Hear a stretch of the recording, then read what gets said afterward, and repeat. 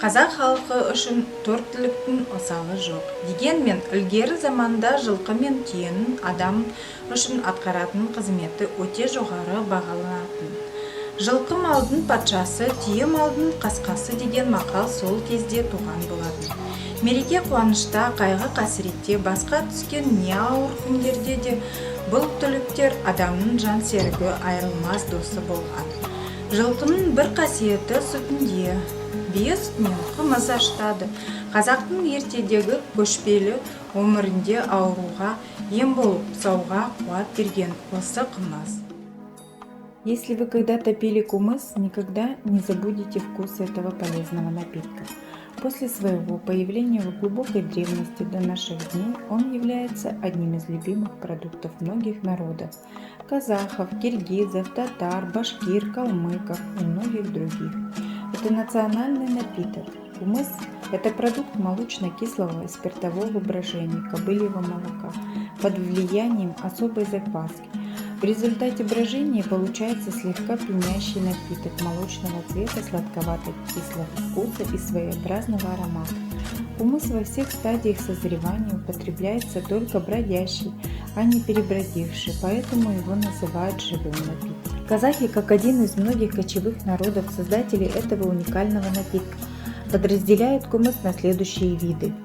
Оус кумыс готовится на молодеве в течение 5 дней после выжребивки кобыл, содержит много белков, особенно иммуноглобулинов.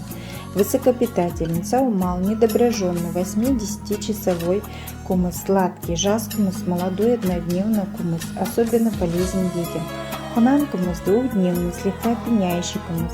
Дунен кумыс, 3-дневный кумыс, в меру кислый, содержит максимальное количество спирта, опьяняющий, обладает высокими лечебными свойствами. Бал кумыс – кумыс, приготовленный с добавлением меда или другой сладости. Для приготовления настоящего кумыса используют свежее кобылье молоко. Доят кобылу примерно 5-7 раз в сутки. При этом каждый раз получают в среднем литр молока. Интересно, что перед дойкой кобыле подводят жеребенка, так как в противном случае кобыла не даст себя доить. Полученное молоко наливают в специальную емкость, где хранится небольшое количество предыдущего кумыса, которое предназначено для закваски, а первичную закваску, так называемое бродило, в разных местах готовят по-разному, используя для этого разваренное пшено, солод, кислое коровье молоко, внутренности ягненка, простоявшее кобылье молоко. Вместо кожаного бурдюка сейчас часто можно встретить специально изготовленные бочки из дерева.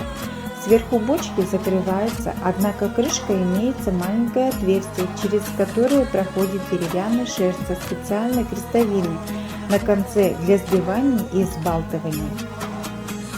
В настоящее время многие изготовители пытаются промышленно готовить кумыс, разливая его в бутылки, а также перерабатывая кобылье молоко и получая так называемое сухое молоко.